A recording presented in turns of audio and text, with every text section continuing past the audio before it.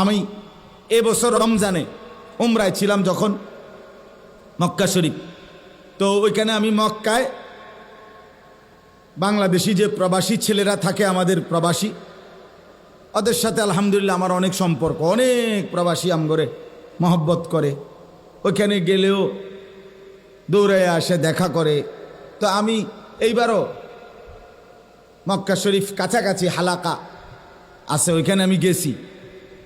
ওনাদের এরকম হোটেলে, তারা যেখানে থাকে প্রবাসীরা, ওদের এরকম রোমের মধ্যে বয়ান করছিলাম রাতে। এই সময় রাতের প্রায় 1:30-2টা বাজে এই সময়।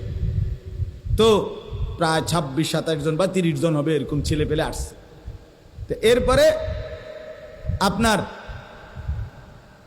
ওখানে অনেকক্ষণ প্রবাসীদেরকে বয়ানের পরে একটা ছেলে, ব্রাহ্মণবাড়িয়ার বাড়ি, আমারে পরে জড়ায় ধরা বলতেছে, হুজুর আমি আজকে 8 বছর বিদেশ, এই 8 বছরে কোনোদিন আমি একজন ভালো ডাক্তার আমার কোনো রোগ শোকের জন্য দেখাই নাই।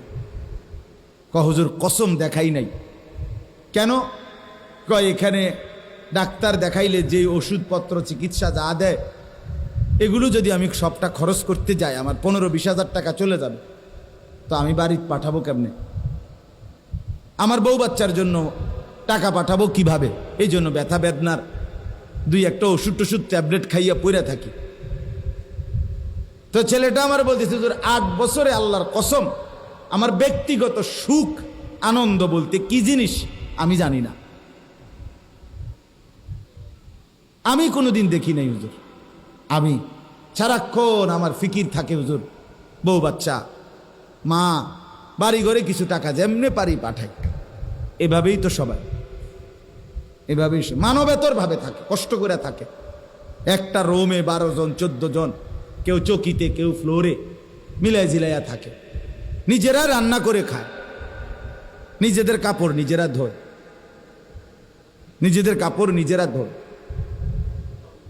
12 ঘন্টা 14 ঘন্টা ডিউটির পর 1 ইঞ্চি, আমি যেমন আমি এই রাত্রে সারাদিন দৌড়াদৌড়ি করে রাতের 3টা 3:30 বাসায় গেলে তা আমার শরীরে তো আর কোনো বলই থাকে না, তখন একেবারে দুর্বল হয়ে যায়।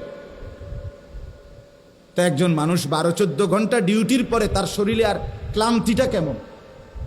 আর বিদেশে ফাঁকি তো দিতে পারে না, আমরা দেশের মতো সদবদ ফাঁকি ঝুঁকি আছে এখানে। তো সব কিছুই তো ক্যামেরা, সব কিছুই ক্যামেরার মাধ্যমেই তো জরিমানা, গারামা মানে জরিমানা, শুধু গারামা।